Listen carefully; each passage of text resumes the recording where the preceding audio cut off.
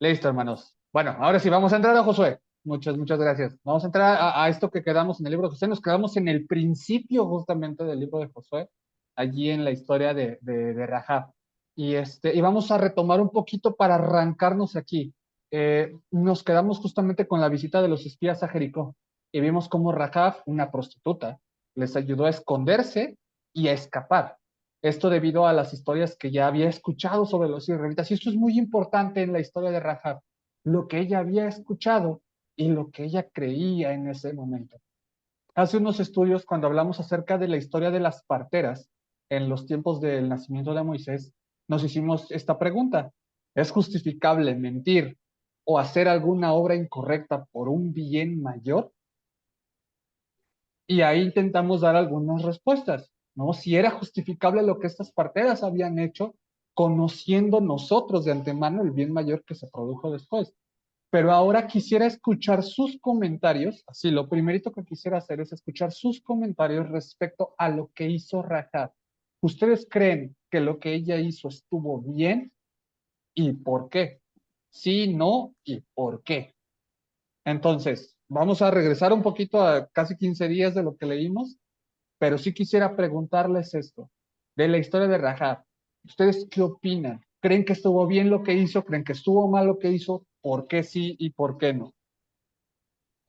¿Alguien quisiera decir? Bueno, Manolo, adelante. bueno, yo creo que estuvo bien porque ella actuó conforme a la fe que tenía ya en el Dios que le había llegado de oída, que era un Dios poderoso. Entonces, ella actúa con temor a Dios y todo lo que hace ya es por la fe y por salvar a su familia. Entonces, yo creo que desde mi punto de vista que hizo bien.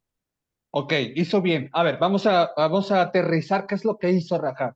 Rahab ve a los espías que están allí, los recibe en su casa. Rahab sabía que estos personas eran unos espías y por eso negocia con ellos. Y después, cuando el rey se entera de que están estos espías en la ciudad y se entera que están en la casa de Rahab, va y le dice, oye, ¿tú no has sabido de ellos? Y ella dice, no.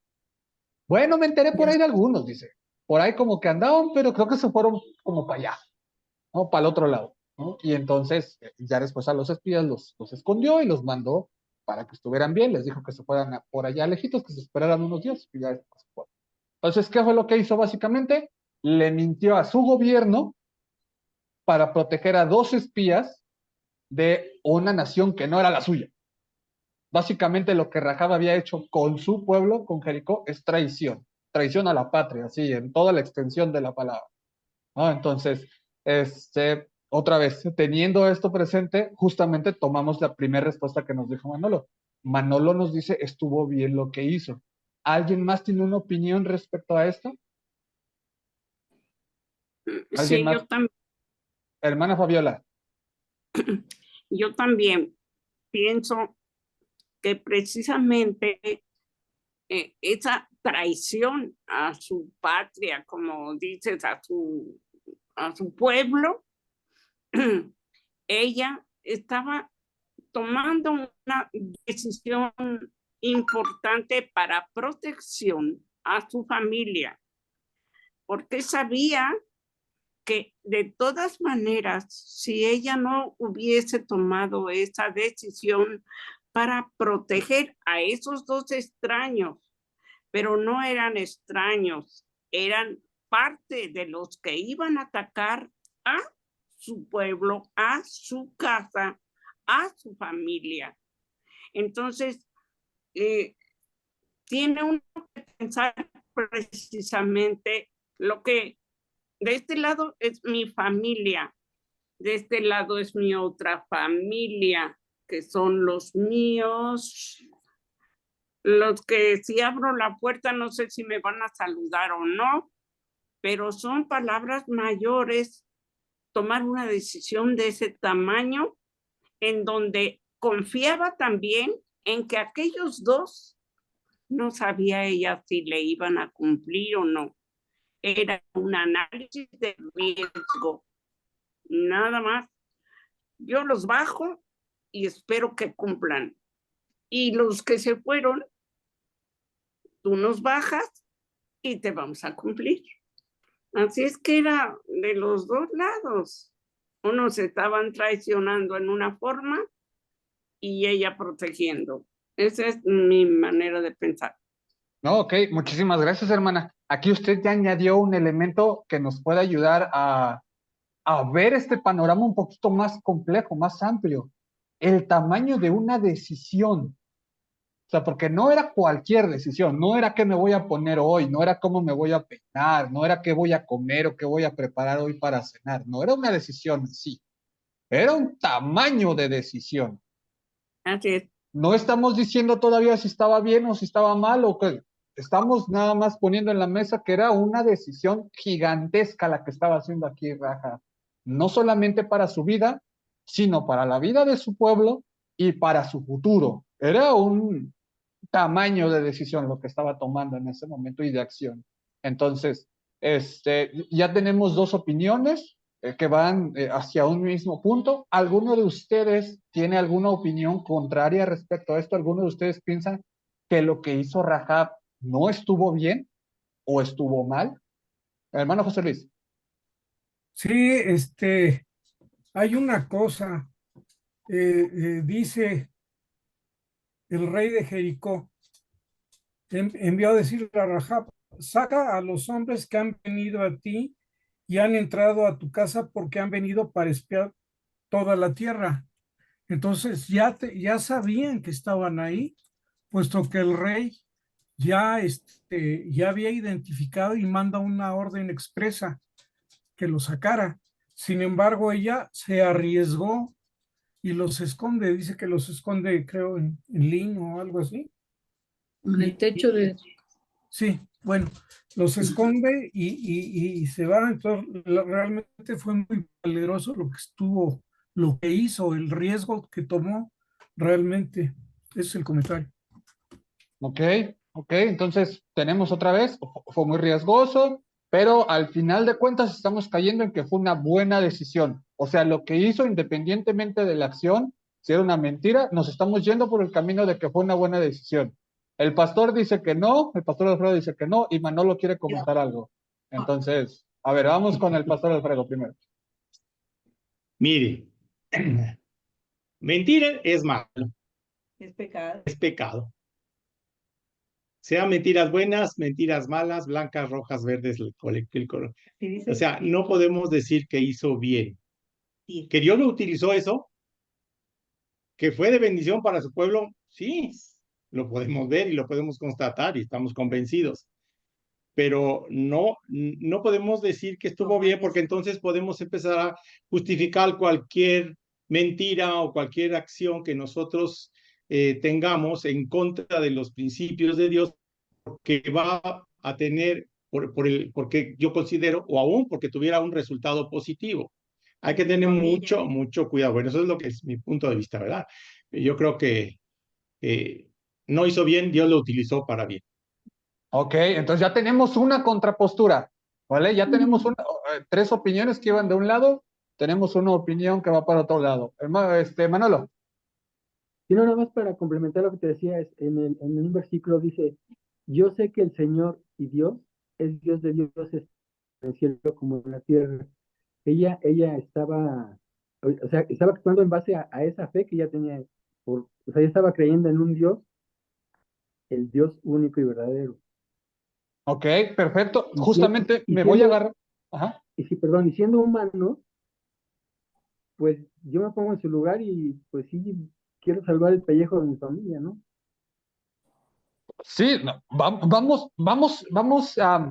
aterrizando esto porque, miren, es muy importante que hablemos estas cosas porque de pronto se nos pueden ir algunas cosillas y algunos detalles y vamos a entrar al libro de jueces ahorita. Y en el libro de jueces nos vamos a confrontar con un montón de estos, ya no sé si dilemas decirle así, pero con un montón de situaciones que tienen que ver con el pecado y cómo la gente empezó a justificar muchas cosas en beneficio de otros aspectos, ¿no? Entonces, es importante que desde este punto vayamos definiendo cuál es el camino y cuáles son nuestras posturas también, no solamente como personas, sino como cristianos, como personas que estamos estudiando la Biblia, que la estamos leyendo, para que no, para que podamos primero tener un conocimiento general de lo que se está hablando, pero sobre todo vayamos conociendo al Dios que estamos estudiando, con el cual nos estamos relacionando. Eso es fundamental en esta parte que estamos estudiando de la Biblia. Entonces ya tenemos estas dos posturas, ya llegamos a tener estas dos posturas. Una que dice que la acción estuvo bien en pos de lo que posteriormente va a pasar, y la postura que también dice que el acto, independientemente de lo que después haya pasado y de cómo Dios lo haya utilizado, el acto estuvo mal, ¿no? Entonces ya tenemos estas dos ideas. Hay dos textos que ya hemos leído y que hemos estudiado en algún momento que nos hablan acerca del acto de Rahab, y estos son los momentos que encontramos en Hebreos y en Santiago. Hebreos 11:31 dice, por la fe la prostituta Rahab no murió junto con los desobedientes, pues había recibido en paz a los espías. Entonces, aquí el autor de Hebreos está resaltando la fe de Rahab y está haciendo mención de su acto. Después Santiago nos menciona lo siguiente, en Santiago 2, 25 y 26. De igual manera, no fue declarada justa por las obras aún la prostituta Rahab, cuando hospedó a los espías y les ayudó a huir por otro camino, pues como el cuerpo sin el espíritu está muerto, así también la fe sin obras está muerta. Y entonces de pronto tenemos estos dos pasajes. Ahora les vuelvo a preguntar, tenemos las dos posturas y tenemos estos dos pasajes, y ahora les quiero cambiar un poquito la pregunta. ¿Ustedes por qué creen que el acto de Rahab, o sea, lo que ella hizo, es considerado un acto de fe? ¿Por qué eso es considerado un acto de fe? Y tal vez algo que nos ayude a definir todavía más es exactamente qué acción es la que es considerada un acto de fe. A ver, Adriana. Yo pienso que de acuerdo a lo que dijo Manolo en cuando ella dice que ya habla de Dios, ahí está actuando con fe, aún sin ver lo que iba a pasar, pero ya Dios la estaba utilizando y a través del convencimiento que ella tuvo, pues actuó de esa manera. Entonces sí estaba, o sea, sí tenía puesta la fe en un Dios que ella no conocía y que además no era su Dios, pero sabía que se trataba de un Dios poderoso. Ok, Y el Dios de... ¿Sí? ok. Eso es lo que pensaría yo, ¿no? Que Entonces estamos añadiendo que es el conocimiento de un Dios, o al menos la idea de un Dios al cual todavía no conocía, pero yo les decía al principio, ya había escuchado historias. La cuestión aquí con Rahab es que Rahab ya había escuchado las historias. El pueblo también, o sea, los de este pueblo ya conocían las historias, ya las venían escuchando de tiempo, porque el pueblo de Israel llevaba 40 años vagando por esa zona. No era una historia que de pronto había salido ahí de la nada, era la historia de una ciudad que estaba por ahí rondando nada más. Hermano José Luis. Mira, yo luego pienso acerca de esto. Realmente yo creo que van los espías y de alguna manera se está modificando la historia, porque obviamente los espías iban a escapar porque tenían a Dios de su parte. De alguna manera Rahab está como echándoles la manita y cambia totalmente la situación. Yo pienso que si no hubiera intervenido Rahab, se hubieran ido, como aparecieron, se hubieran salido o se hubieran ido. Eso es lo que yo considero. Ahora, como dice el pastor, también está haciendo algo malo para convertirlo en bueno. Entonces, creo que está buscando la manera de ayudar al que no lo necesita. Pudieron haberse ido sin ningún problema. Sin embargo, con esta acción cambia totalmente. Ahora, ahí, pues se está salvando toda la familia, actúa y se salva toda su familia. ¿Y qué pasa si Rahab no hubiera intervenido? ¿Qué hubiera pasado con ella y con su familia? Claro. Ok, Entiendo eso. ok, estamos añadiendo ya más cositas a esta discusión. En realidad, ¿cuál es el valor de la intervención de Rahab? Si Dios estaba con los espías, de todos modos, Dios iba a salvar a los espías de una u otra manera. Eso es lo que podríamos decir. Pero la historia se vino de este lado y pasó y Dios al final utilizó a Rahab, ¿no? Entonces, nada más un último comentario respecto a esto. ¿Por qué ustedes consideran que el acto de Rahab es considerado un acto de fe? Nada más una última opinión para continuar. ¿Alguien que quisiera comentar algo respecto a esto? Porque implicaba traicionar a todo su pueblo. Y el puro hecho de haber escuchado historias, pues digo, puedes escuchar historias, pero de ahí como a hacerlo tuyo y reconocer a Dios como el único Dios y que valía la pena traicionar a su pueblo, pues ya es otra cosa. O sea, yo siento que para eso sí necesitas tener mucha fe, porque como dicen, no era una decisión fácil, iba a implicar también la vida de muchas personas. Entonces, creo que podría ir por ahí. Ok, entonces nada más como duda respecto al comentario. ¿La traición fue el acto de fe? No, No. el hacerlo en nombre de un Dios que ella no conocía. Ok, ok. Bueno, vamos a tomar todos estos comentarios, hermanos, y vamos a tratar de aterrizar aquí algo para poder continuar. Y miren, tenemos que tomar esta situación al igual que tomamos la situación de las parteras. Yo no sé si recuerdan ese estudio cuando hablamos justamente respecto a esto. Y tenemos que trazar un límite, hablar de esto. Cuando hablamos de estas situaciones, sí tenemos que trazar un límite bien definido. De entrada, no podemos justificar un mal en pos de un bien mayor. Eso debemos de tenerlo bien claro, porque ahorita nosotros ya conocemos todo el contexto de la historia, nosotros ya conocemos cómo se desarrolló toda la situación, ya la estamos leyendo, ya sabemos todo lo que va a pasar años y años y años después. Pero Rahab no lo sabía, de entrada. Rahab no sabía que Dios iba a utilizar su acción, su mala acción, como algo para hacer algo bueno después. Eso no lo sabía Rahab. Pero aquí viene otra cosa. Rahab no sabía muchas cosas tampoco. O sea, Rahab no tenía idea de muchísimas cosas. Lo acabamos de decir, lo acabamos de comentar. Rahab no conocía a ese Dios. Lo único que sabía o entendía eran las historias que había escuchado o que tal vez medio había escuchado por allí. Entonces, aquí tenemos dos cosas. El pecado es pecado en todas sus presentaciones. En todas sus presentaciones es pecado y de todas sus presentaciones ofende a Dios y de todas sus presentaciones nos separa de Dios, porque Dios es santo. Y ya sea en la presentación empaquetada o en la presentación con bombo, platillo y tarola, de todos nos separa de Dios. Así. Y el pecado es progresivo. Y el pecado, si se sigue practicando, cada vez nos va arruinando más en esta vida y en esta relación que tenemos con Dios. Eso tenemos que trazarlo de entrada, así. Tenemos que partir de eso. Voy, Manolo, dame un segundito nada más. Y bueno, es pecado entonces. El pecado es pecado en todas sus presentaciones. Y lo otro es que nosotros no tenemos el control sobre las cosas. El único que sí lo tiene es Dios.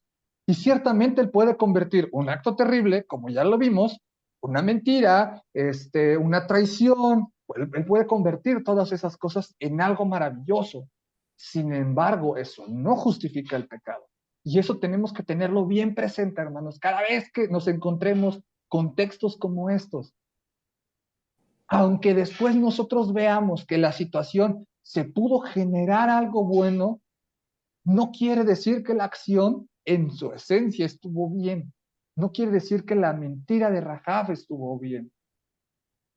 Entonces, ahí, ese es nuestro primer límite, ¿vale? Porque ahorita, como les digo, nos vamos a encontrar más adelante en el mismo libro de Josué y cuando entremos al libro de Jueces, con situaciones más densas en este sentido. Y si desde este punto nosotros empezamos a ser flexibles o a empezar a estirar la liga y decir, es que tal vez esto por esto sí está bien, y entonces esto lo podemos, vamos a caer en el hoyo, como igual se fue al hoyo el pueblo de Israel aquí, justamente con el pecado. Y ahora sí, Manolo, dime. Sí, mira, no vamos a polemizar, nada más es acotar. Eh, eh, Probablemente Rahab no conocía a Dios, no conocía la ley de Dios, no conocía los mandamientos, no sabía que mentir era pecado, o al menos como está en los mandamientos de la ley de Moisés. Entonces, a lo mejor para ella no era pecado decir una mentira sabiendo que iba a salvar a otra gente, ¿no? Pero no es para polemizar, nada más es como acotación. Justamente por eso era lo que había comentado ahorita. Es esa cuestión que se había comentado ahorita. Rahab no conocía, o sea, así como Rahab no conocía a Dios, no conocía muchas cosas. O sea, Rahab no tenía idea de muchas cosas. No conocía la historia del pueblo de Israel, no conocía lo que Dios le había dicho al pueblo de Israel, no conocía muchas cosas. Pero no conocer esas cosas, ahora que nosotros sí conocemos todo el panorama, no Es la justifica diferencia. esa cuestión. Y vamos para allá, porque la acción de Rahab es considerada justa por su intención, no por la acción en sí misma. Aquí viene algo bien profundo. Y a ver, vamos, antes de que entre aquí, hermano José Luis. Mira, se está hablando de traición. La Biblia no te dice que ella fuera, de esa nacionalidad.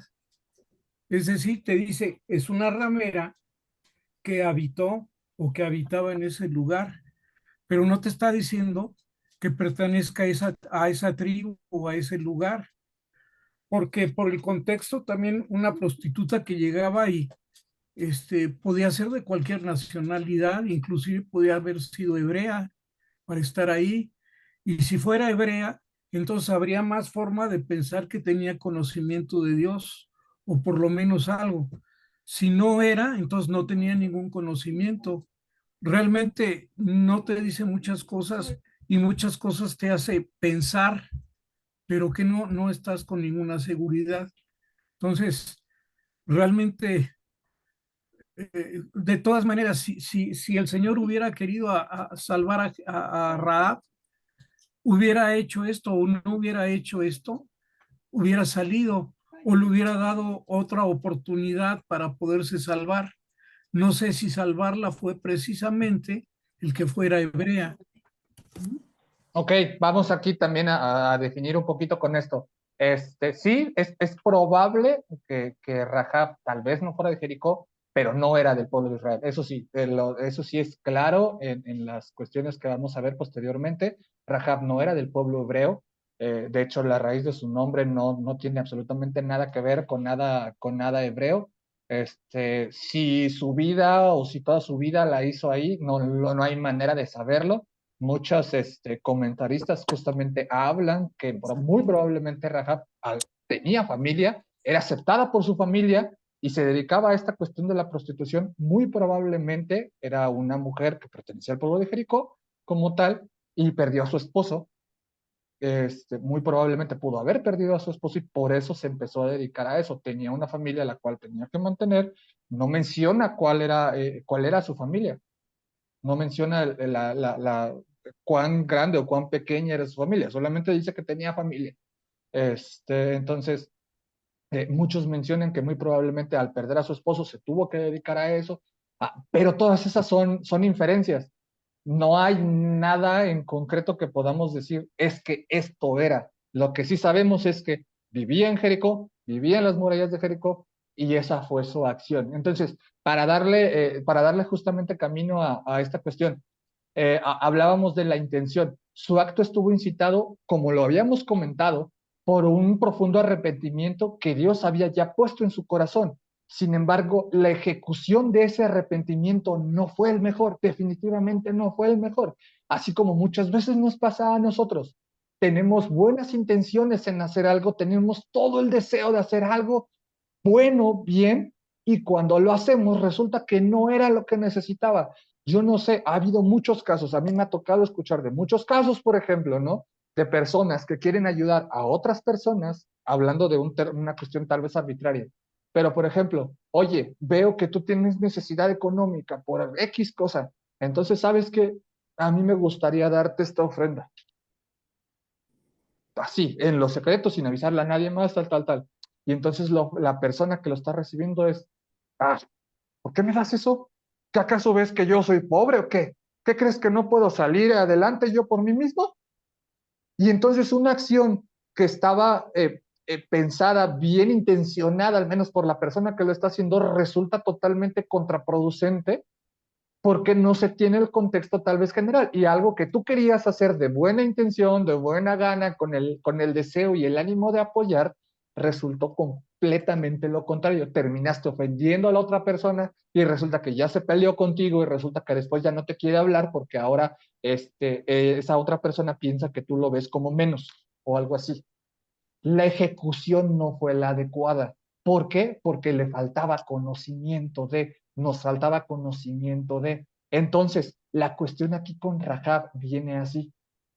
¿Qué es lo que se está alabando en Hebreos y en Santiago de Rahab? Su fe, el haber creído en un Dios que es cierto, todavía no conocía completamente, pero lo que sí podemos inferir, eso sí lo podemos inferir, por toda la obra que vemos a lo largo de toda la Biblia, es que Dios ya estaba trabajando con ella para hacer esto. Al final la decisión de Rahab, la manera de efectuar esto, no fue la correcta, no fue la adecuada. Eso estuvo mal y eso sí tenemos que tenerlo bien, bien, bien claro para todo lo que viene. Su acción como tal estuvo mal. Estuvo impulsada por un deseo de hacer bien. Eso sí, estuvo su ánimo de querer hacer esto, estuvo por algo de querer hacer bueno. Y al final funcionó, sí funcionó. Como lo decíamos, al final Dios utilizó incluso esa mala acción para salvar la vida de los espías. Como decía el hermano José Luis, ¿podría haber salvado Dios a los espías de otra manera? Muy probablemente sí. O sea, muy probablemente sí, pero en última instancia terminó usando a Rahab. Entonces, al final, este acto fue tomado para ella como justicia y fue salvada. Fue salvada ella, fue salvada su familia. Porque cuántas veces, como les decía, no hemos actuado de una manera incorrecta pensando que estamos haciendo algo bien. Piensa por un momento tú en tu vida, cuando apenas habías sido transformado, cuando apenas habías recibido el Evangelio, esas primeras semanas donde apenas habías escuchado y llevabas esto de convertir y de lo que Dios estaba transformando en tu mente, en tu corazón, esas primeras semanas. Claro que Dios aún te sigue transformando, pero al inicio pasó que quisiste tal vez hacer algo con mucha entrega, algo con mucho amor, con mucho cariño, o tal vez con mucho respeto a alguien más y no salió como lo esperabas, como el ejemplo que les decía ahorita. Tal vez la otra persona se ofendió, tal vez alguien más resultó afectado o simplemente las cosas no salieron como tú esperabas, algo falló. No sabías qué era lo que había fallado, pero algo falló. Algo así es lo que le había pasado a Rahab. En su afán de querer hacer algo bueno, hizo algo que no era lo adecuado. Sin embargo, debido a que su acto fue hecho por una profunda transformación que Dios estaba haciendo con ella, fue un acto de fe. Rahab sabía que tenía que defender a estos hombres que venían del pueblo del Dios verdadero. Los iban a asesinar, incluso si eso le costaba la vida y la vida de su familia. Esto es algo impactante, porque en verdad te imaginas tú al inicio de tu vida con Dios, te imaginas tú al inicio del camino, cuando apenas te habías conocido de Dios, esas primeritas semanas donde tú apenas estabas asistiendo a la iglesia, que tal vez ibas por gusto o tal vez te llevaban, no lo sé, pero esas primeritas semanas, ¿te imaginas tú al inicio de tu vida con Dios tener que tomar una decisión de este tipo? Donde tuvieras o donde tu vida se viera en riesgo, y no solamente tu vida, la vida de tu familia, la vida de tus seres amados. ¿Tú arriesgarías tanto por unos desconocidos? Hablábamos justamente del tamaño de la decisión que Rahab tenía que tomar o que tomó en ese momento. ¿Tú te imaginas tomando una decisión de ese tipo? ¿Poniendo en riesgo a tu familia por salvar a dos personas que ni conocías? Tú te pondrías en riesgo, tú a tu familia, a tus hijos, a tus padres, ¿los pondrías en riesgo por salvar a dos personas que ni conocías? La fe de Rahab es exaltada de tal manera por eso, no porque la ejecutó mal, sino porque Dios mismo fue quien obró en ella para que su anhelo fuera impulsado por un arrepentimiento genuino de Dios. A tal grado fue el impacto de los actos de Rahab que le permitieron posteriormente, junto con su familia, ser los únicos que saldrían con vida de Jericó. A ese grado llegó esto que Dios estaba impulsando en su vida. De igual manera, Rahab es una de las 5 mujeres que aparecen en la genealogía de Jesús. El hecho de que Dios incluyera gente que no era israelita dentro del linaje del Salvador es algo que nos muestra que su plan siempre ha sido salvar a las demás naciones, trayendo un remanente a su pueblo. Y eso es muy importante que lo tengamos presente. Entonces, delimitamos esa cuestión. El pecado es pecado, la mentira estuvo mal, la acción de Rahab como tal estuvo mal. Dios la convirtió en algo bueno. ¿Qué es lo que es exaltado? La intención y el arrepentimiento que está pronunciando Rahab en este momento. Y tal como nos dijo Manolo, son 2 o 3 versículos justamente los que nos mencionan el reconocimiento que Rahab está haciendo del Dios de Israel. Y dice, yo sé que Dios nos está librando y yo sé que Dios está haciendo esas cosas. Y yo ya escuché y lo sé que Dios está haciendo esas cosas.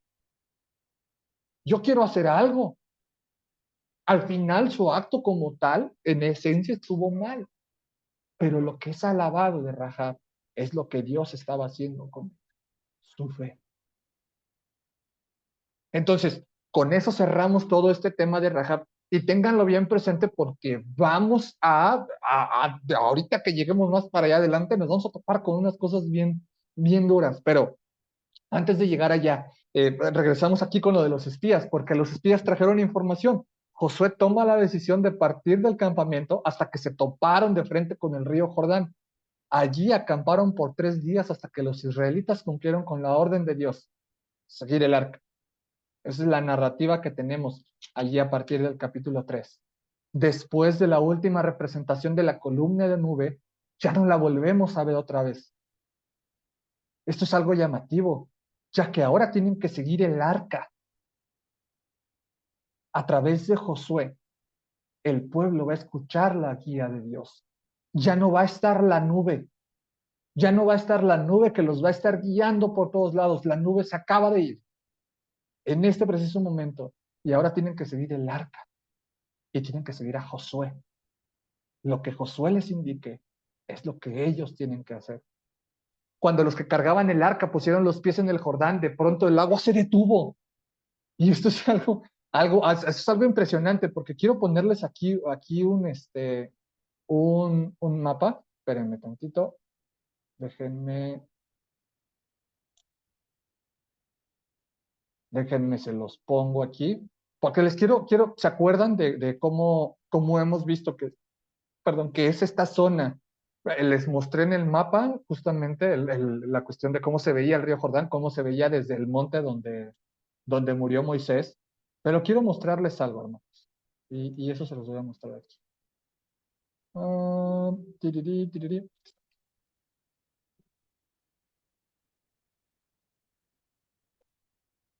Miren, esto es Jericó. Aquí la habíamos visto. Aquí lo estamos viendo al revés. Déjenme, les pongo el mapa con el norte hacia arriba. Okay. Aquí está Jericó. Si lo alcanzamos a ver, está aquí a la parte izquierda, el centro a la izquierda de su pantalla.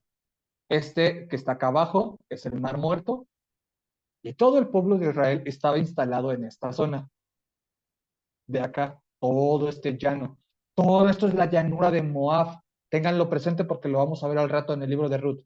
Pero todo esto era la llanura de Moab. Moab era toda esta tierra de aquí. Todo esto que vemos aquí, en esta parte de la derecha. Entonces, el pueblo cruzó para ir hacia Jericó en algún punto de aquí.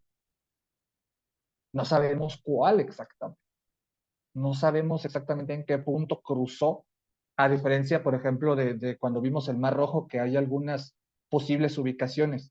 Aquí no sabemos exactamente dónde es que pudo haber cruzado, pero sí quiero que vean esto, hermanos.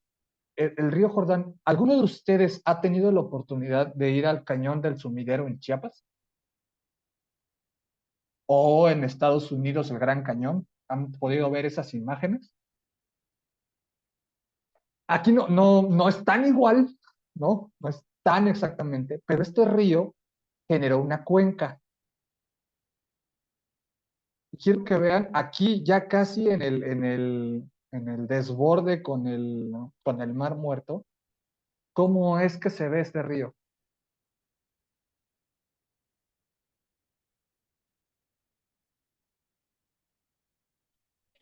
Así es como se ve el río Jordán actualmente. Aquí a la derecha ya está el Mar Muerto. Esta es la última parte del, del río Jordán. Pero este es el río.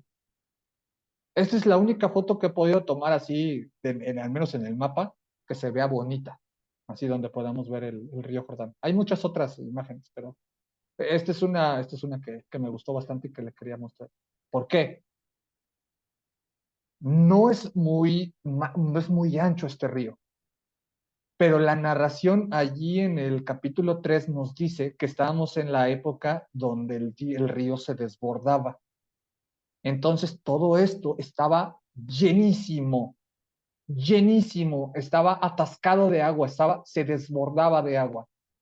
Y toda la parte de la ribera de este río, si se dan cuenta, es muy similar. Parece un cañón.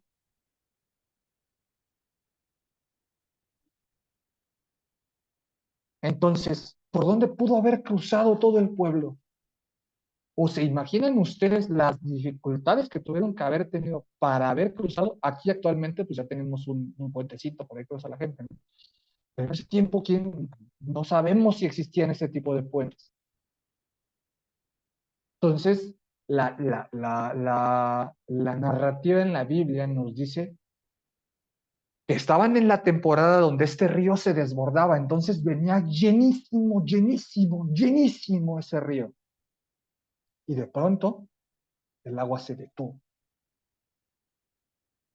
Así, la historia nos dice que el agua se detuvo y entonces pudieron cruzar, porque los que cargaban el arca pusieron los pies en el Jordán, el agua se detuvo. No sabemos en qué punto los israelitas cruzaron, pero algo maravilloso de ver es cómo se formó una pared de agua, porque de pronto se formó una pared de agua. Muchos estudiosos mencionan que esta zona es muy sísmica, por lo cual tanto este evento como el de la conquista de Jericó pueden ser explicados a través de terremotos.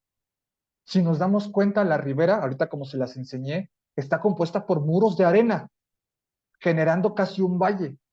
Estos, cuando se produce un terremoto, pueden caer. Estos muros de arena, cuando hay un terremoto, de pronto pueden caer y se genera una represa, deteniendo el paso del agua por un tiempo en concreto. De hecho, esta situación ya pasó varias veces. Está registrado históricamente que esto ha pasado en distintas ocasiones. El último registro que se tiene de esto sucedió en 1927, es el más reciente que se les puedo conseguir.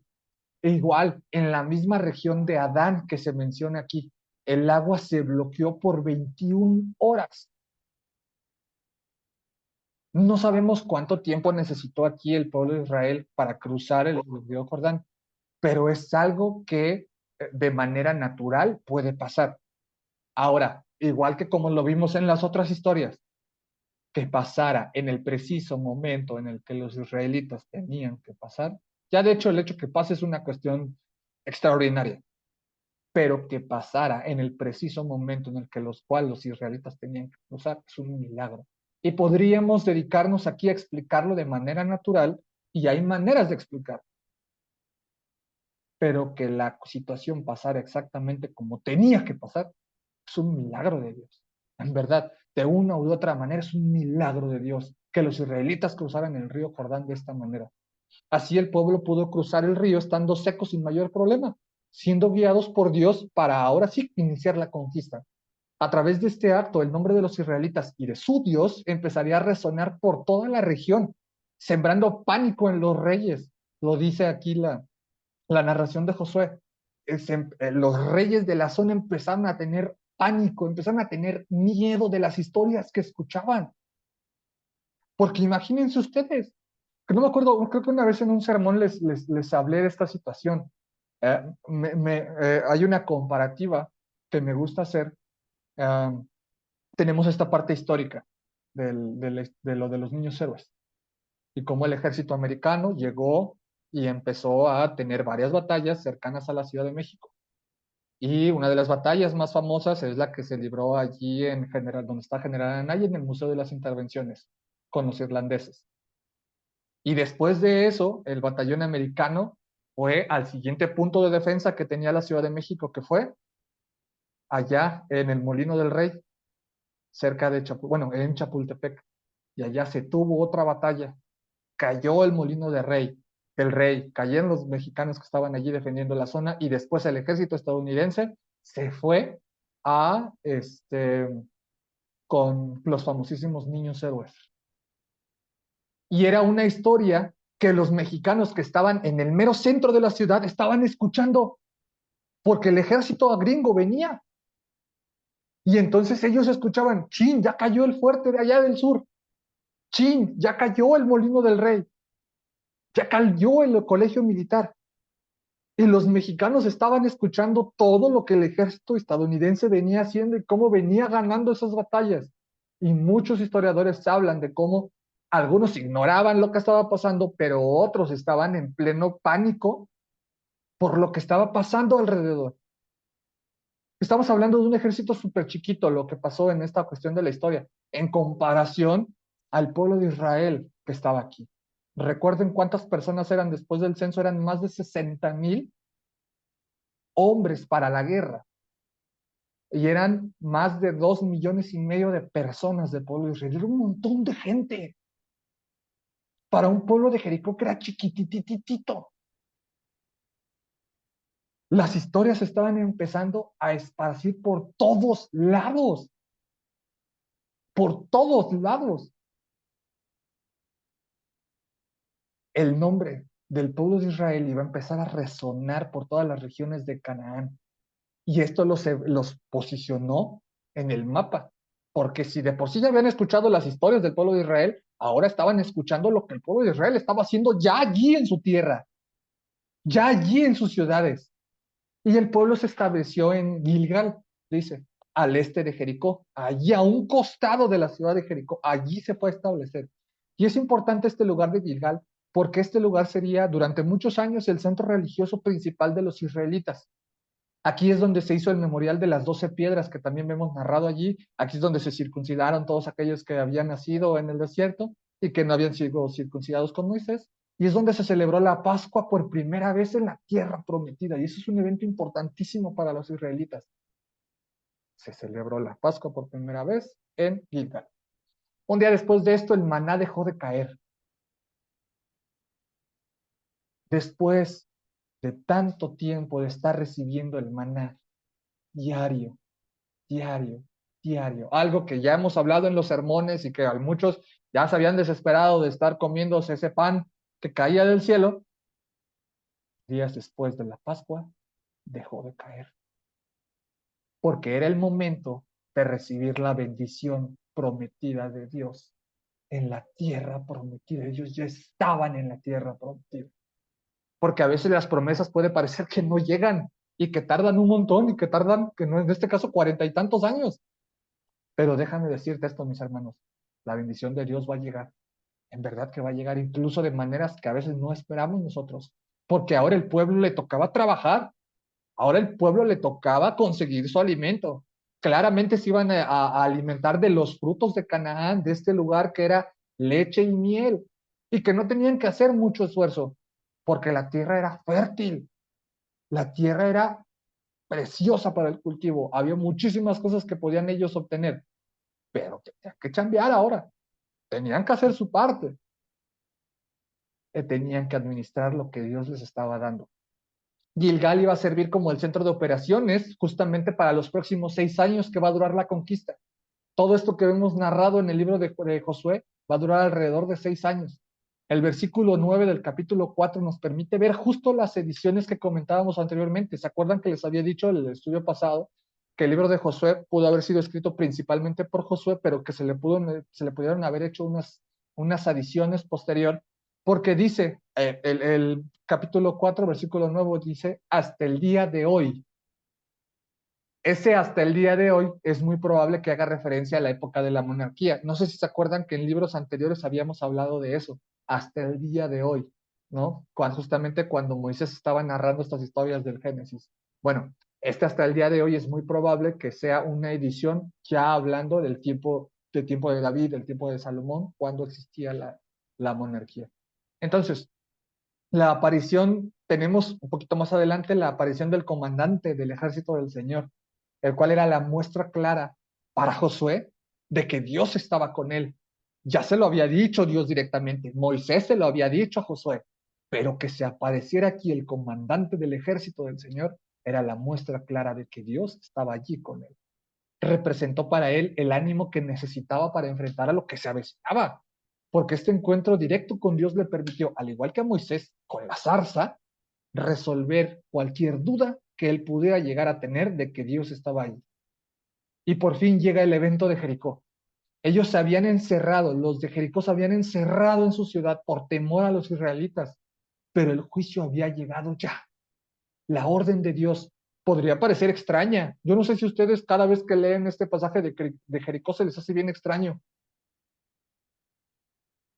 La orden puede parecer extraña y probablemente, como en otras ocasiones, muchos podrían haberse quejado. ¿Cómo? ¿Cómo vamos a vencer esta ciudad dándole vueltas nomás? ¿Qué sentido tiene andarle dando vueltas aquí? Y andar gritando, o sea, ¿qué onda con esto? Pero todos los israelitas estaban centrados en la meta. Y les voy a poner otra vez la imagen de la ciudad.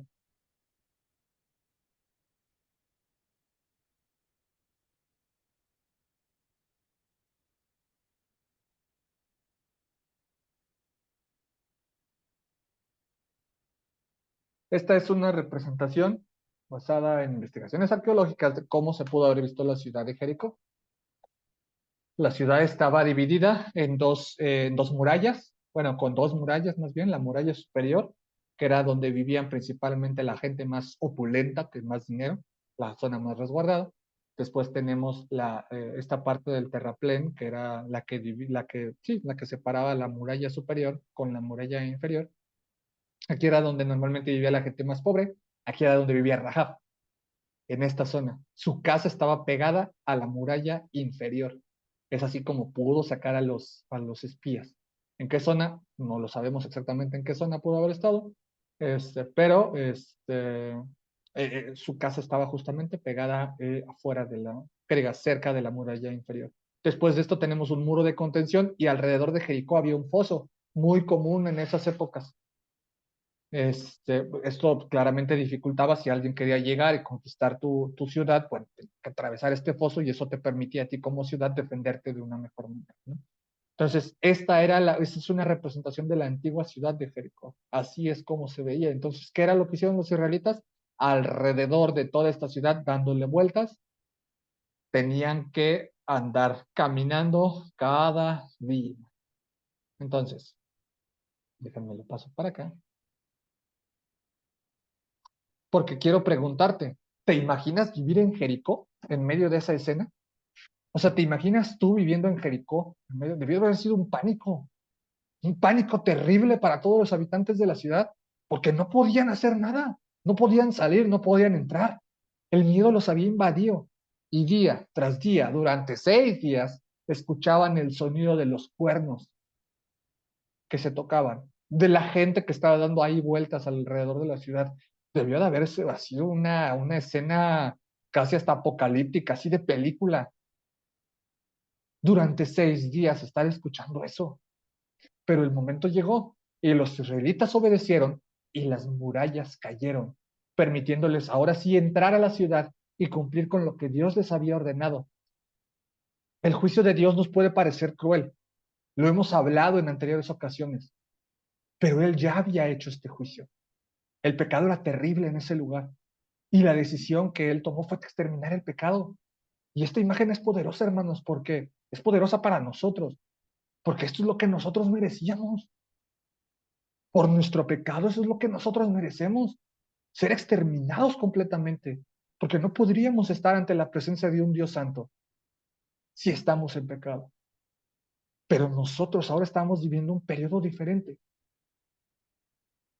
En su misericordia, Dios nos ha extendido su gracia y ahora somos salvos gracias a eso. Sin embargo, tengamos seguro que ese es el destino del pecado, la muerte. Solamente Rahab y su familia y algunos objetos no fueron destruidos. La maldición que vemos en el capítulo 6:26, ahí si tienen su Biblia, vayan a Josué 6:26, por favor,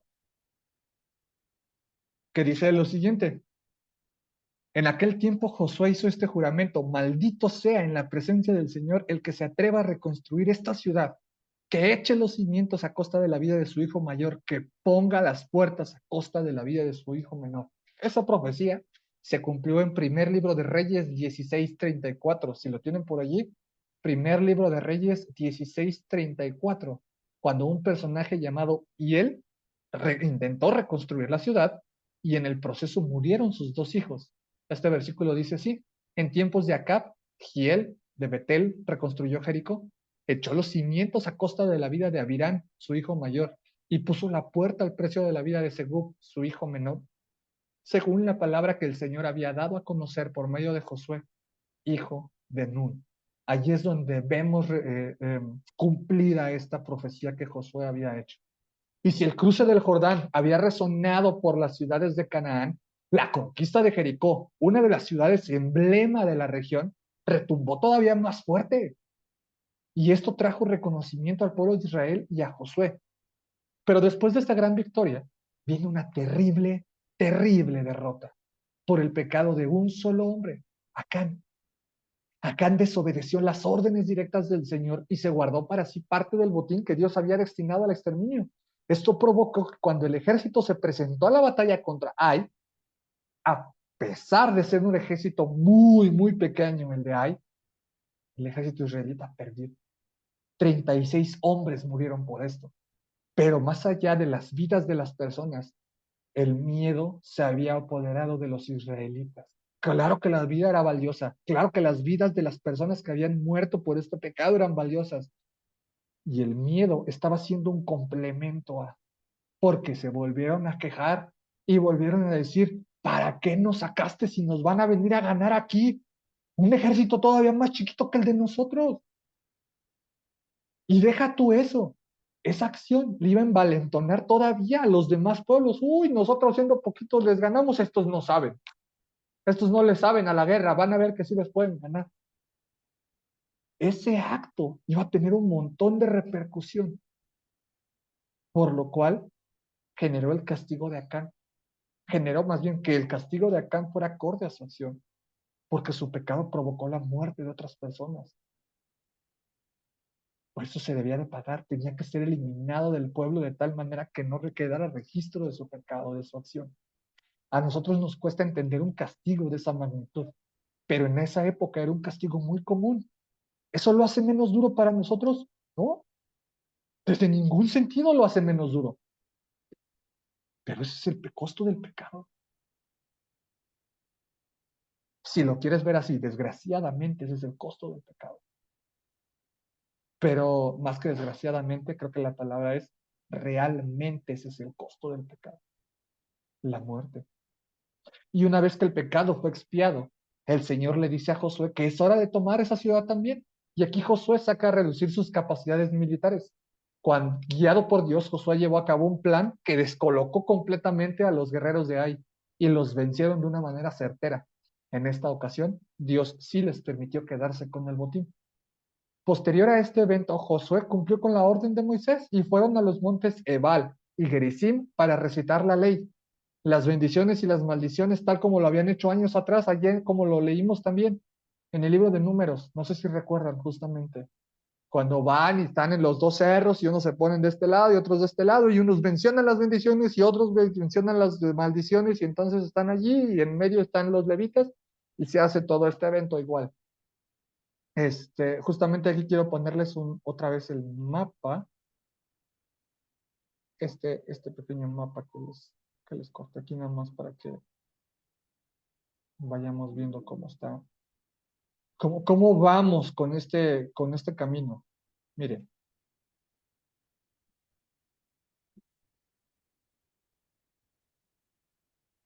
Les había mostrado, aquí está el Mar Muerto, aquí está la ciudad de Jericó, el pueblo estaba situado aquí en Sitín, en un inicio, estaban todos extendidos por acá, llegaron aquí a la ciudad de Jericó, se establecieron primero en Gilgal, conquistaron Jericó, fueron a la ciudad de Ai, y a partir de allí se empezaron a desplazar. Ahora, el monte Ebal y el monte Gerizim están aquí arriba, en Siquem, fueron hasta allá arriba para hacer este acto. Guárdate este nombre de Siquem, porque lo vamos a ocupar más al rato. Ubica aquí, ten en cuenta que Siquem está aquí al norte. Entonces ubica, Gilgal, este lugar aquí, iba a ser el centro de operaciones durante 6 años de los israelitas. Y este es el recorrido que van a empezar a hacer. Es el recorrido que vamos a empezar a leer a partir de los siguientes capítulos. Ahorita vamos a regresar a los mapas, no se preocupen. Ahorita les voy a poner otra vez el mapa conforme vayamos llegando para allá. Y llegamos de pronto aquí al caso de los Gabaonitas. No sé si a ustedes se les hizo curioso este caso de los Gabaonitas, pero este caso nos presenta dos cosas. La primera, que la noticia de los israelitas se estaba extendiendo rápidamente por toda la región y que no consultar a Dios les iba a costar muy caro. Josué tuvo el ejemplo de Moisés durante tantos años. Moisés, todo lo que hacía, iba y se lo consultaba a Dios. Y la única vez que no lo hizo, fue como en feria. Aquí Josué está cometiendo la mismo, bueno, no exactamente el mismo error, de irle a pegar una piedra, pero el mismo error de no hacerle caso a lo que Dios le estaba indicando. O en el caso de concreto de esta situación, no consultar a Dios para tomar una decisión. Los gabonitas le mintieron a Josué y a los líderes para proteger sus vidas, ya que se enteraron de lo que Dios les había prometido. Cuando Josué se dio cuenta de su terrible error, emitieron un juicio. Así los gabaonitas salvaron su vida y pasaron a ser servidores de los israelitas. Y a partir de aquí, hermanos, a partir de este punto en el libro de Josué, vamos a ver que el pueblo lleva a cabo la conquista.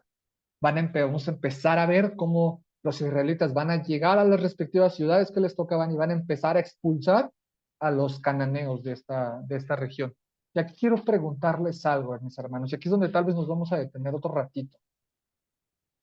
Porque viene una pregunta polémica. Y aquí sí quisiera preguntarles, o quisiera que la mayoría de ustedes me respondiera al menos algo, ¿vale? Que ustedes quieran decir.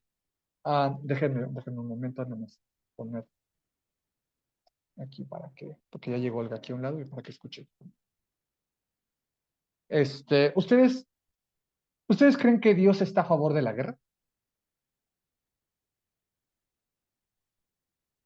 Porque todo lo que vamos a ver aquí, a partir de este momento en el libro de Josué, parte en Jueces, y después lo vamos a ver en toda la historia de Samuel, Reyes y Crónicas, vamos a ver un montón de guerras.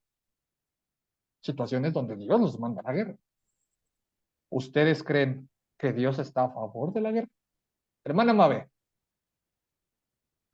Pues yo pienso que sí, porque en toda la Biblia, bueno, no en toda, ¿no? Sino en todo lo que vamos ahorita viendo, pues todo es guerra, todo es matanza, y ve por el botín, no agarres el botín, y así, y mata, no sé, y es pura matanza y matanza. Entonces, y Dios va con ellos, y dice, yo voy contigo, y por ejemplo, cuando Moisés también que destruyeron a todo un pueblo, igual, Dios estaba con ellos, ¿no? Estaba con Moisés y todo el tiempo, por eso creo yo que sí, Dios está a favor de la guerra. Ok, la hermana Mabe dice que sí. ¿Alguien más? Yo pienso que no, Moy. Manolo dice Yo que no. pienso que Ok, no está a favor de la guerra, sino él está en contra de la maldad, de los pueblos que han, o sea, a los pueblos que, que conquistan los israelitas eran pueblos malvados. Entonces, yo creo que Dios utiliza la guerra para eso, porque por las buenas no creo que pudiera haberlo hecho. ok. Entonces, no, pero es el medio que Dios utilizó para sacar a los cananeos. A los malvados. O sea, es el Él medio que Dios está utilizó contra la maldad. para sacar, ajá, para deshacerse de la maldad. Ok, ya tenemos un no, pero esto. Ok. ¿Alguien más? Porque si no me voy a ir así. Aquí sí quiero que toda la mayoría de ustedes me ayude a responder, por favor, esta pregunta. Sí, sí, Hermana Fabiola. si no estuviera ellos, Dios, con los que iban a luchar y lo que él indicaba desde antes que empezaran a luchar, decía, tienen que tomar esta ciudad, tienen que hacer, no quieren hacerlo. Era una orden de él. No es que le gustara la guerra, es que ayudaba precisamente a la hora que iban a luchar, si estaban de acuerdo, si cumplían con los mandamientos, si tenían todas las cosas que Dios les pedía. Si no lo hacían, siempre fallaban en la guerra porque él no estaba presente ni de acuerdo. No es que le guste a Dios que haya guerra. Esa es la pregunta en concreto. ¿Creen que a Dios les gusta o no le gusta la guerra? Yo pienso que no es que le guste, es que le gusta ayudar a los que están precisamente enfrentándose a algo que él les daba. ¿Cómo iban a entrar? Es que me dijo Dios, era a base de lucha, de guerra. Pero no creo que a Dios, que es la pregunta, le guste la guerra. Ok, entonces aquí hay ya una cuestión aquí que empezamos a moldear, ¿no? No es que le guste la guerra, no busca la guerra, pero si hay, Dios los acompaña y Dios está con ellos, ¿no? Vamos más o menos por allí. Ya tenemos tres puntos de vista. ¿Alguien más?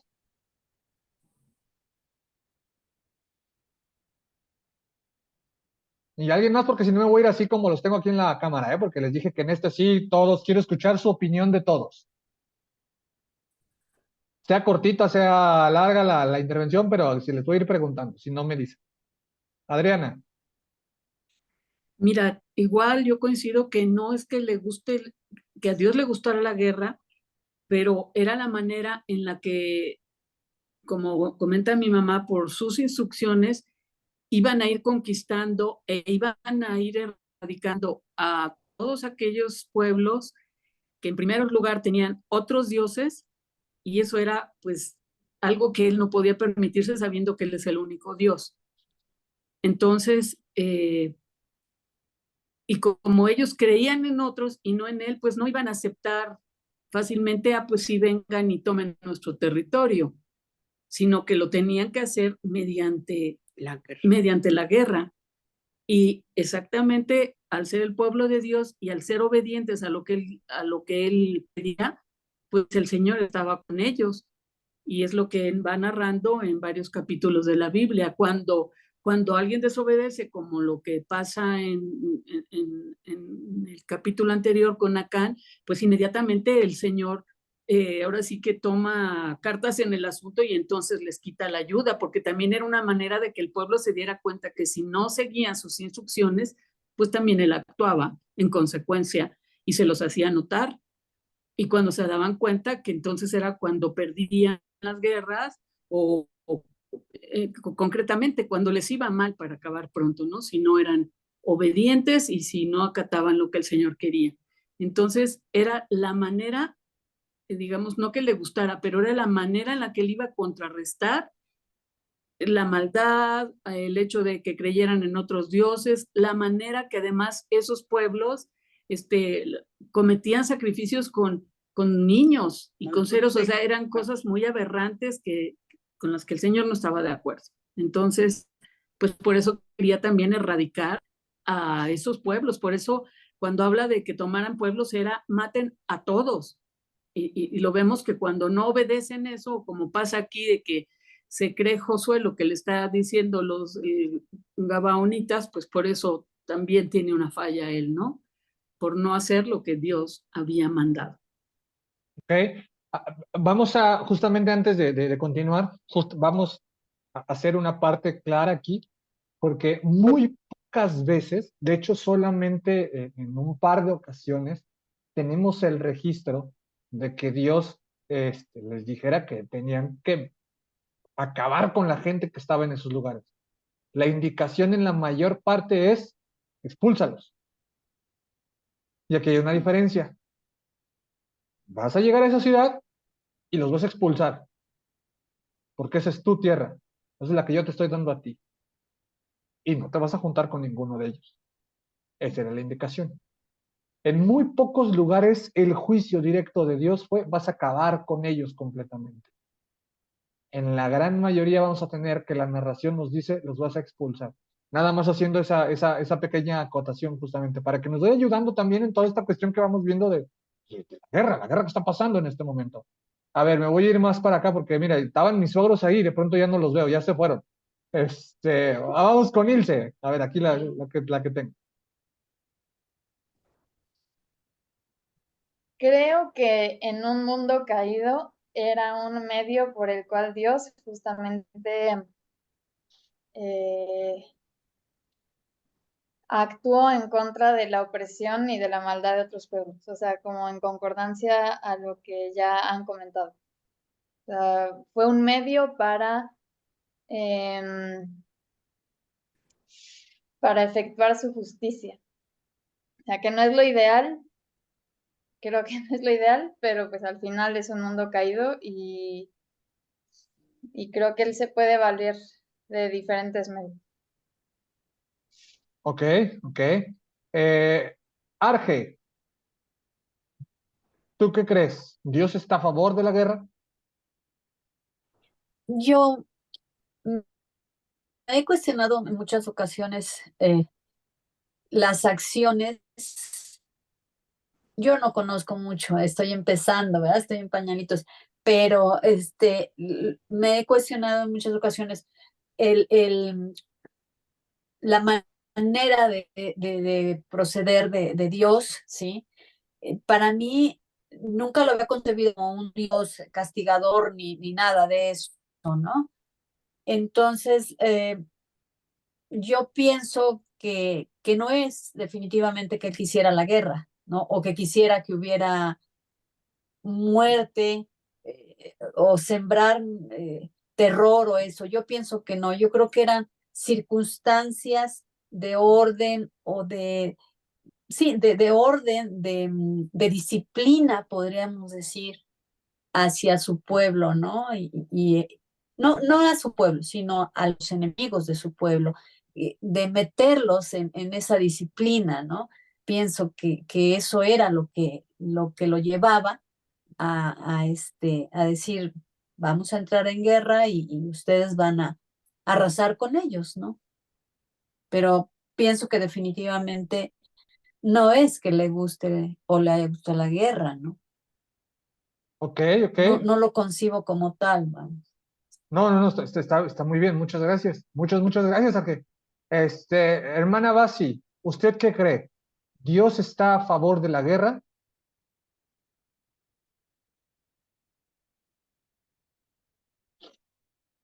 Y ya ahí despuesito, hermano José Luis también.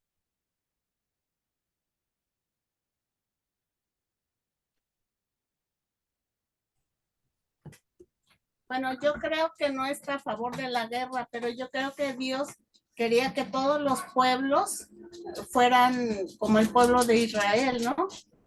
Que pues que no tuvieran dioses ajenos, que nada más Él es el único Dios al que debían de adorar. Y pues Él quería todos los pueblos para Él. Entonces, por medio de las guerras es como muchos pueblos, bueno, arrasaban, cuando era la guerra, arrasaban con los pueblos y pues ya después ya eran para el pueblo de Israel, o sea, los vencían, ¿no? Ok, Yo así ok. Hermano José Luis, ¿usted qué cree? Yo creo que el Señor buscaba la santidad y todos esos pueblos estaban sumamente contaminados, aún siendo de alguna manera, pues, parientes de los hebreos. Estaban sumamente contaminados y la única forma de quitarse de esto, pues era con la guerra, nada más. Yo no puedo, no era una cosa muy poco común, era una cosa común el devastar a las poblaciones cuando estaban en guerra. Entonces, yo creo que él quiso acabar con todo eso. Ok. Eli, ¿estás por allí? Eli Galeano.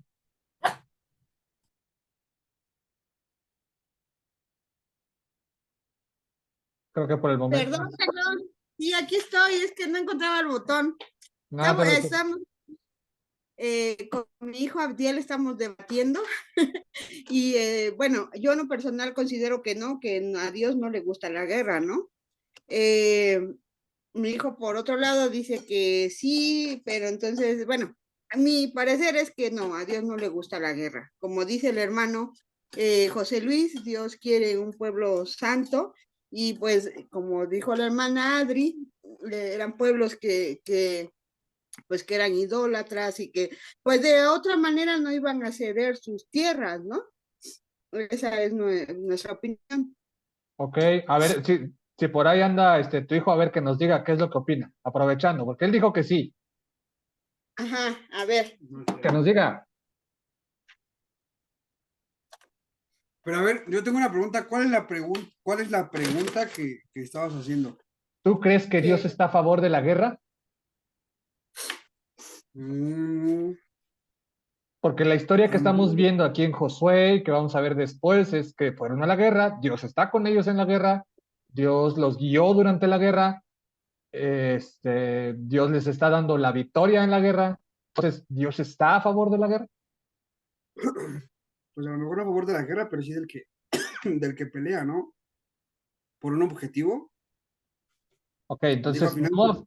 Ajá, perdón. Yo opino que a final de cuentas la guerra es un estado que el hombre crea, ¿no? No es algo que Dios haya hecho, sino que es algo que tú como, bueno, las personas crean, es un estado que tú creas, ¿no? Entonces, dependiendo de la batalla, pues Dios está de tu lado. Ok. ¿Cuál es el objetivo de la guerra, no? También. Ok. Antes de pasar con el pastor Alfredo y con la hermana Tere, quiero que todos vayan, por favor, a Josué 11.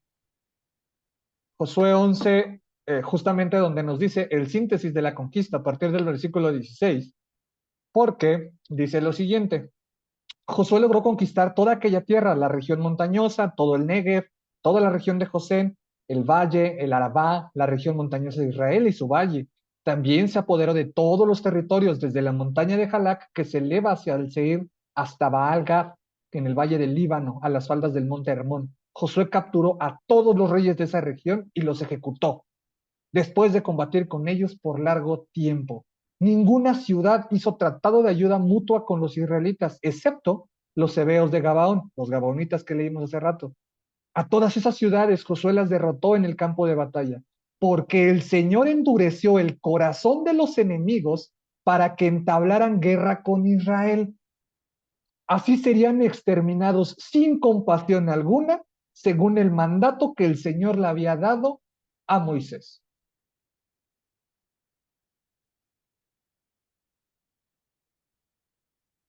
Tengan eso presente.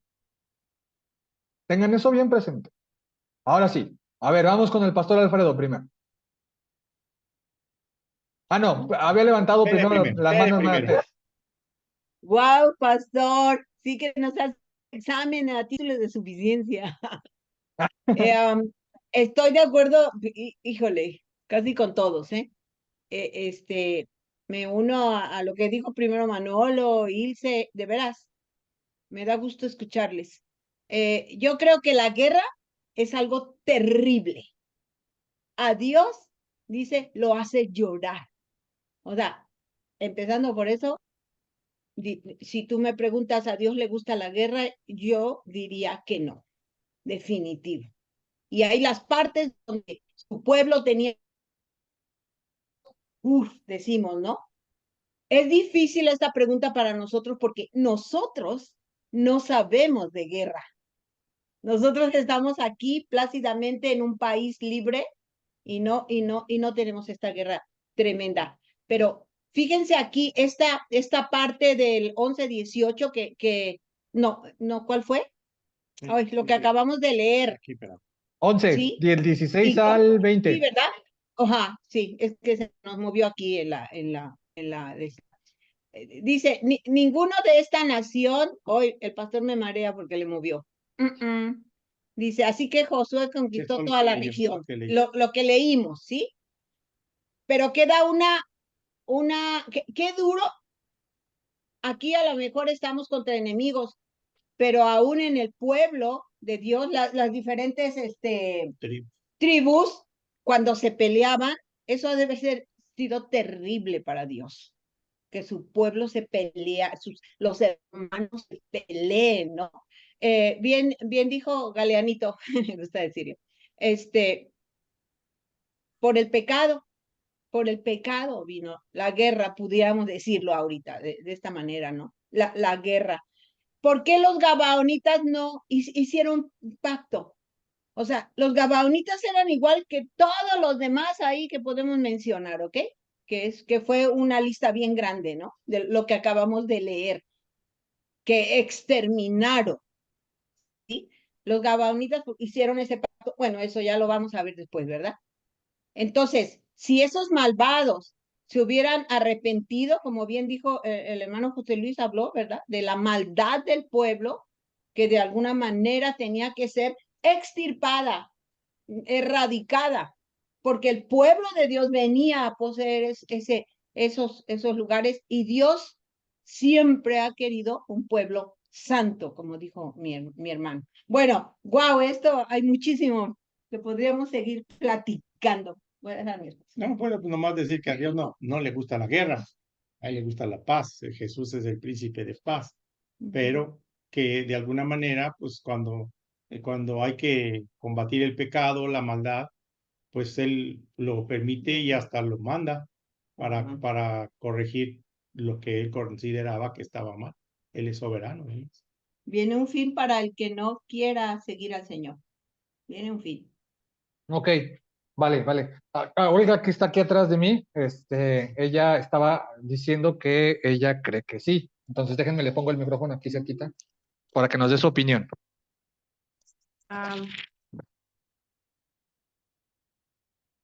Es que, bueno, yo entiendo diferente la pregunta, porque una cosa es si está a favor y otra cosa es si le gusta la guerra. Creo que no le gusta la guerra, pero yo sí soy de las que cree que está a favor. De lo contrario, es Dios, es todopoderoso y es sabio. Bueno, no encontraría, pues, habría otra manera de cumplir sus propósitos. Sin embargo, a mí siempre me ha sacado mucho de onda cuando dice, voy a endurecer el corazón de los gobernantes para destruirlos y entonces mostrar mi poder. El apocalipsis finalmente va a ser una guerra. Entonces, no creo que le guste, pero creo que sí está a favor de la guerra para mostrar su poder, para mostrar, pues, quién es Dios. Yo creo eso, pero creo que no le gusta tampoco que se use el nombre de Dios para guerras sin sentido y con un propósito más egoísta. como las que vemos últimamente, ¿no? O como a lo largo de la historia, todas las guerras que han sido en el nombre de Dios, que no son en nombre de Dios, más bien son para intereses propios, pero creo que el Señor sí ha utilizado la guerra varias veces para mostrar su poder a las naciones.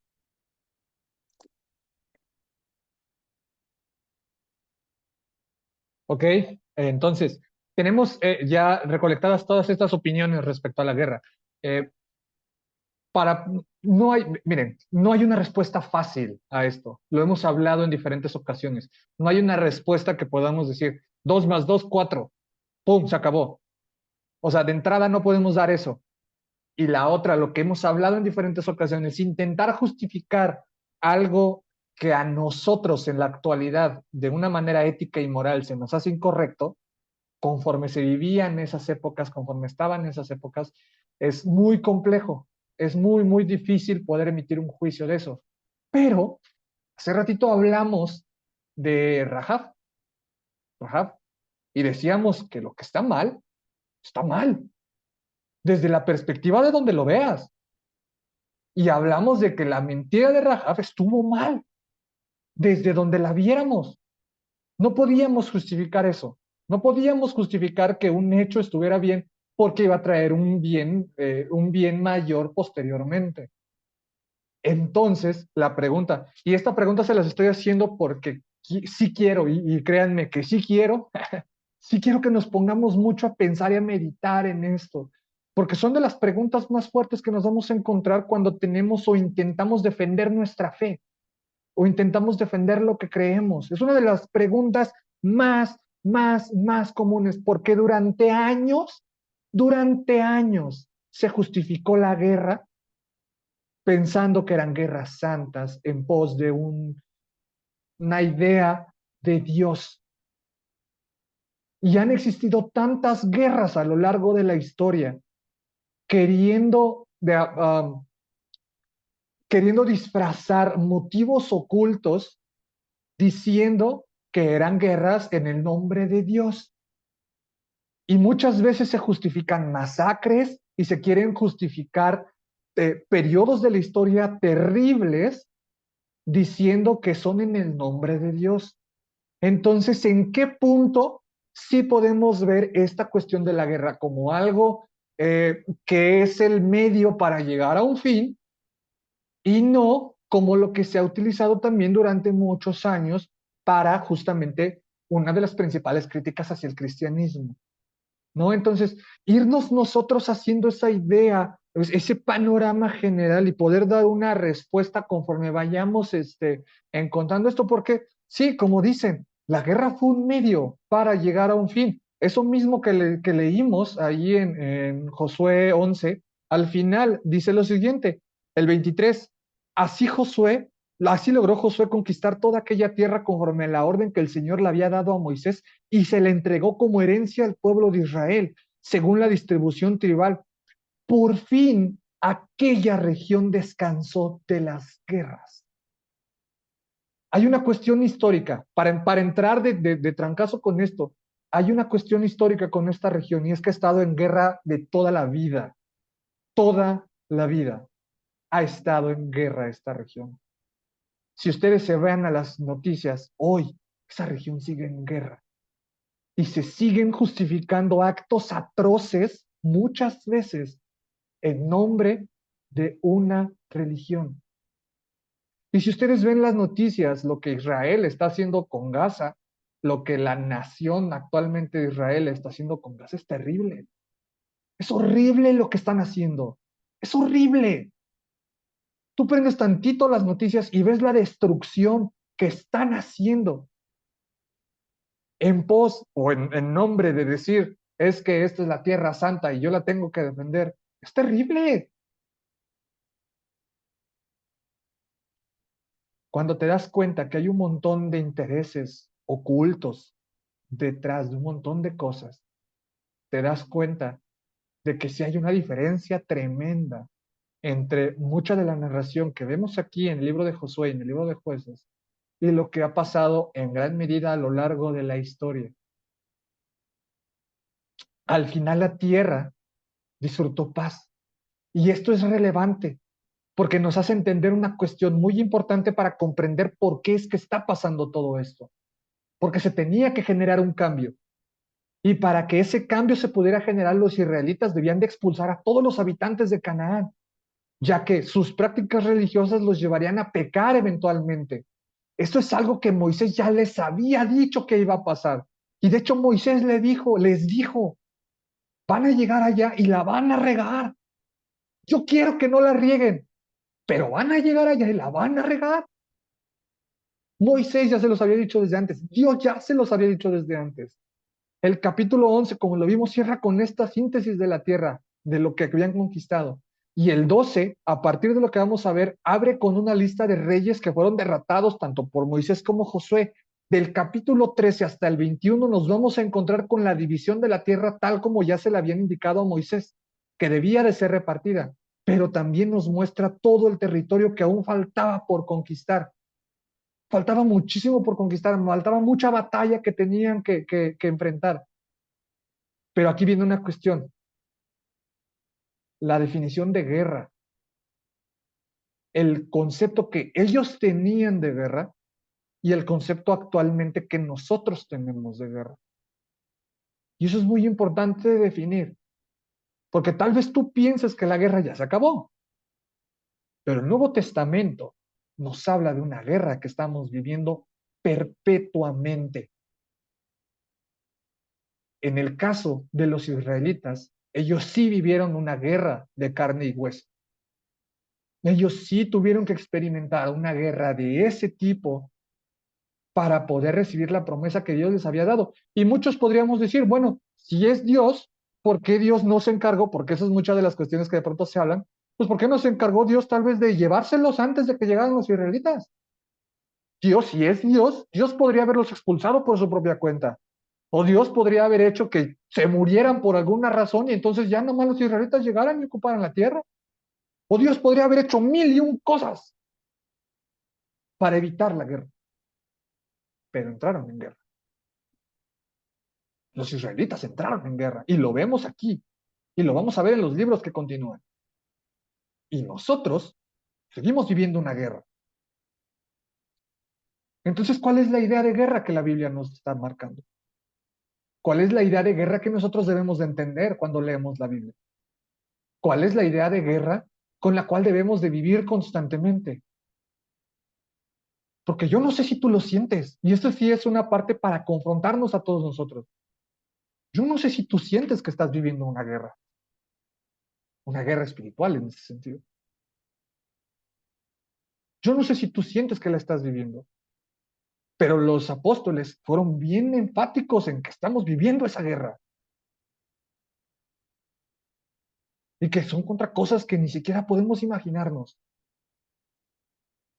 ¿Tú estás experimentando estás sintiendo que estás viviendo esa guerra?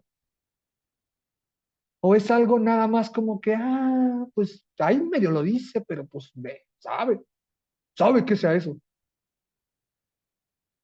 Vamos a llegar la siguiente semana, y a partir de cuando entremos al libro de Reyes, a dar una definición más extensa de todo lo que tiene que ver con la guerra. Pero tengan bien presente esto, hermanos, en verdad ténganlo bien presente. A los israelitas les tocó vivir este tipo de guerra y nosotros estamos viviendo otro tipo de guerra. Y la vamos a estar batallando hasta que lleguemos a estar en la presencia de Dios. Estamos viviendo ese estado constante de guerra. ¿Tú crees que Dios, o creemos que Dios está a favor de la guerra, sí o no? Mi respuesta como tal sería no. Dios sí, ciertamente, utilizó ese medio, utilizó esa situación para llegar a un fin. Pero aquí nos enfrentamos a una cuestión bien compleja. Otra vez, como nos la hemos venido enfrentando desde el principio, la soberanía de Dios. Y es bien difícil comprender eso. Yo no sé si a ustedes les había costado, pero durante estos estudios a mí me ha confrontado un chorro la soberanía de Dios. Entender que Dios es soberano. En verdad entender que Dios es soberano y que Dios puede tomar la decisión que Él quiera, conforme claramente a su naturaleza, porque Él es Dios. Y si es un Dios santo, tiene que expiar el pecado, y tiene que borrar el pecado, y tiene que eliminar el pecado. Y la manera de eliminar el pecado siempre ha sido la muerte. Porque eso es lo que cuesta el pecado. Eso es lo terrible del pecado. Y si nosotros no comprendemos que lo terrible del pecado es la muerte, cada vez que nos enfrentemos a situaciones así, vamos a tratar de darle 1001 vueltas para justificar estas cuestiones. Eso sí, desgraciadamente el hombre ha utilizado a lo largo de muchos años muy mal este término y lo ha llevado al extremo de llevar a guerras, sufrimiento y cosas terribles en nombre de Dios con intereses ocultos. Y eso sí ha sido terrible a lo largo de la historia. Y eso, desgraciadamente, no se puede borrar. Existe, pasó. Pero eso es lo que le hace la maldad del hombre. No es lo que Dios mandó, no es lo que Dios desea, no es lo que Dios está fomentando, no es lo que Dios nos está enseñando. Es lo que el hombre ha degradado a través del mismo pecado. Y entonces, ahora sí, nos enfrentamos ya a esta parte, a la cuestión de el territorio que aún faltaba por conquistar. Y rápidamente les quiero mostrar estos dos mapas, hermanos, ya para no extendernos más aquí. Este primer mapa, que es cómo se fue distribuyendo la guerra. Esto es lo que tenemos registrado en estos capítulos que les comentaba ahorita, desde el 12 hasta el 22, perdón, 22. Esta es la distribución que van a ir haciendo. Va a llegar el ejército hasta esa zona de Hebrón, Debir, Anaf, y aquí van a llegar hasta la parte de Beerseba, de Gosén y de Arad. Y después hacia el norte vamos a llegar hasta acá, a Zor, a estas regiones, la de Tiro, la de Sidón, a la parte de Mizpah, aquí en la región de Dan y de la Sem. Esta es la región, esto es el camino que empezaron a tomar los israelitas para conquistar la tierra. Después los de la región de Oriente van a llegar a toda esta zona, hasta Edrei, justamente. Y hasta el Monte Hermón, que es uno de los lugares que tenemos, que es el mero norte de toda esta región. Y por último, este mapa, que es muy conocido por muchos de nosotros. La distribución de las tribus. Muchos de ustedes tienen este mapa en sus Biblias, hermanos. Yo no sé si alguna vez han dado ahí a checar en sus Biblias. Algunos vienen hasta la parte de atrás, otros los traen hasta enfrente, otros los traen ahí distribuidos entre la Biblia. Pero normalmente en las Biblias tenemos este mapa, que es cómo se distribuyeron. Esto es con base en lo que vemos narrado allí en Números y después en Deuteronomio, cómo iba a ser esta distribución de la tierra. Vemos en parte aquí justamente cómo está distribuida también en el libro de Josué, pero así es como quedaría. La parte de Judá al sur, Simeón, Dan, poquito arriba. Recordemos que estas 7 tribus vamos a encontrarnos con una situación ahí poquito más adelante, que todavía no terminaban de conquistar sus respectivas tierras. Aser, Zabulón, Isaacar, Neftalí, Dan, los danitas estaban hasta acá. Y tenemos a la región de Oriente, ¿no? La media tribu de Manasés, que se quedó en la parte del Oriente, la tribu de Gad y la tribu de Rubén. Esta es la distribución que quedó en última instancia, ya cuando se empezaron a instalar. Si bien estos capítulos que vimos en Josué nos pueden parecer un poquito tediosos de leer, debemos comprender que para los israelitas fue muy importante tener un registro oficial de cómo estaba distribuida su herencia. Recuerda que cada cierto tiempo, en el año del jubileo, todos estaban obligados a regresar las tierras en el dado caso de que las hubieran vendido, de que las hubieran prestado, las hubieran empeñado, porque nuevamente era una herencia basada en la promesa que Dios le había hecho a Abraham. Si bien ellos estaban entrando a ganarse estas tierras como tal, pero era una herencia de Dios. Y como al final los israelitas no debían de aprovecharse de los demás, la intención no era que todos tuvieran lo mismo, ¿no? Que de pronto cuando llega Jesús y muchos han hablado esto, que si era socialista o comunista y todas estas cosas, ¿no? No, esa no es la idea. La idea era ni siquiera que la riqueza estuviera distribuida equitativamente, sino que el pueblo debía de buscar el bien de sus hermanos sin aprovecharse. Había ricos y había pobres, sí lo sabía, siempre los hubo, y lo vamos a ver después reflejado. Pero también en estos capítulos tenemos un par de historias importantísimas. Una de ellas es el caso de Caleb. Caleb fue uno de los 2 espías que dieron las buenas noticias cuando Moisés los había mandado allá a la tierra prometida unos 40 años antes. Desde ese tiempo a Caleb se le había prometido que iba a tener una parte de heredad exclusiva para él por su fidelidad. A lo que el Señor le recuerda a Josué, que había sido su compañero de espionaje, que esto se lo debía de hacer, le tenía que entregar su tierrita. Esto nos recuerda que Dios está al pendiente de nuestras vidas todo el tiempo, incluso cuando pensamos que el tiempo pasa y pareciera que todo se le ha olvidado. Él tiene el mejor momento para darnos lo que necesitamos. Y aquí tenemos la primera mención del juez de Israel, Otoniel. Esta narración que tenemos aquí en Josué es la misma que vamos a encontrar en el libro de Jueces, de Otoniel como yerno de Caleb, cuando Caleb ofrece a una de sus hijas para aquellos que logran conquistar una parte del terreno que estaban batallando. Y es Otoniel el buenazo. Después el capítulo 18, y aquí tal vez ya nada más para terminar y no extendernos ya más, nos muestra algo interesante el capítulo 18. Después de años de estar en la conquista, aún había 7 tribus que no habían logrado recibir sus tierras. Recuerda que la distribución ya estaba dada, ellos ya sabían cuál era la tierra que les tocaba. Sin embargo, algo pasó que no las tenían para este momento. Y aquí se juntaron 2 situaciones. La primera tiene que ver con el hecho de que estas 7 tribus no se habían movilizado lo suficiente. Y la segunda, que el plan de guerra se había enfocado tal vez en algunos lugares en específico. Las palabras de Josué son desafiantes.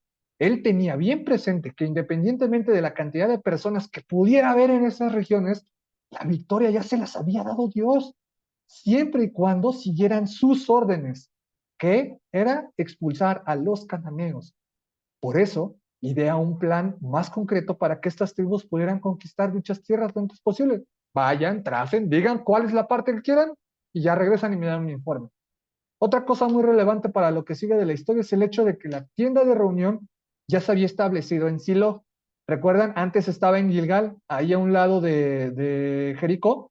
Ahora la tienda de campaña se va a, la tienda de reunión se va a mover a Silo. Y ahora esta va a ser la capital del pueblo israelita. ¿Se acuerdan que les había dicho al principio? Ahí, guárdense Silo, ahí en el norte. Bueno, ahora Silo va a ser este lugar. El tabernáculo se va a quedar aquí hasta que muchos años después David lo va a transportar a Jerusalén. Ten esta ciudad bien presente, Silo, porque estaremos hablando de ella mucho cuando lleguemos ahí a Samuel. A partir del capítulo 22 tenemos 3 discursos de despedida de Josué similares a los discursos de despedida de Moisés allí en Deuteronomio. Y es interesante leer las últimas palabras de un líder como Josué. En los últimos 3 discursos menciona las bendiciones que recibirán como pueblo, si siguen los mandamientos del Señor, y también les recuerda todas las consecuencias que van a resultar si no lo hacen. Y por último, reúne ya todos los jefes, líderes, jueces y oficiales del pueblo en Siquén, una ciudad que fue relevante para los hebreos en la antigüedad.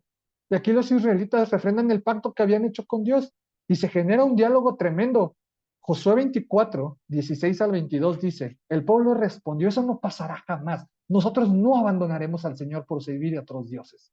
El Señor nuestro Dios es quien nos sacó a nosotros y a nuestros antepasados del país de Egipto, tierra de servidumbre. Él fue quien hizo aquellas grandes señales ante nuestros ojos, nos protegió durante todo nuestro peregrinaje en el desierto y cuando pasamos entre tantas naciones. El Señor expulsó a todos los que vivían en este país, incluso a los amorreos. Por esa razón, nosotros también serviremos al Señor porque Él es nuestro Dios. Entonces Josué dijo, ustedes son incapaces de servir al Señor, porque Él es Dios santo y Dios celoso. No va a tolerar sus rebeliones y sus pecados. Si ustedes abandonan al Señor y sirven a otros dioses, Él se volverá contra ustedes y los traerá un desastre. Los destruirá completamente a pesar de haber sido bueno con ustedes. Pero el pueblo insistió, eso no pasará jamás. Nosotros serviremos al Señor. Y Josué dijo una vez más, ustedes son testigos contra ustedes mismos de que han decidido servir al Señor. Sí, sí lo somos, dijeron. El pueblo cierra, el libro cierra con las siguientes palabras. Durante toda la vida de Josué, el pueblo de Israel sirvió al Señor. Así sucedió también durante el tiempo en que estuvieron al frente de Israel los jefes que habían compartido el liderazgo con Josué. Y es que sabían todo lo que el Señor había hecho por Israel. Y es impactante ver el compromiso de los israelitas, ese compromiso que están haciendo en ese momento. Y nos recuerda las palabras del inicio del libro. Sé fuerte y valiente, esfuérzate. Y así como las palabras que le habían dado a Moisés ahí en el monte Horeb. Y uno se puede llenar de emoción al leerlas. Desgraciadamente el ánimo duró mucho tiempo. La mención de los 13 pelios, ahí que tenemos en Josué 24, con lo que ya termina todo el libro, es un cierre a una época que está viendo ya sus últimos días. Toda la historia de la promesa de Abraham, el éxodo, la conquista, por fin tienen aquí su final. Josué como el líder político, Eleazar como el líder religioso y José como el cumplimiento de una promesa hecha cientos de años atrás. Yo no sé si te acordabas de esto, pero llevaban cargando ahí el cadáver de Josué. Tenía 500 años de muerto ya. Era una momia, era una momia el cuerpo de José. Y José, el hijo de Jacob. Y por fin descansan en el lugar que ya se había destinado. Imagínate, el pueblo llevaba ahí una momia cargando.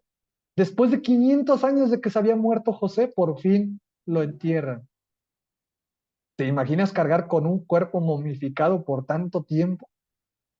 ¿Dónde lo traían? ¿Cómo lo traían? ¿Quién sabe? Pero ahí andaban cargando con un muertito. Entonces, con eso vamos a terminar, mis hermanos, ya el libro de Josué. Ha sido una travesía tremenda. No, nos faltaron 5 hojas para terminar este estudio, pero ya son 9:15 casi, entonces no los quiero acabar más. El libro de Jueces nos lo vamos a aventar un poco más corto, no es tan así. Y tengan ahí presente el libro de Ruth. Entramos ya a Samuel. Nada más voy a terminar aquí la grabación para darles unas últimas indicaciones de las lecturas.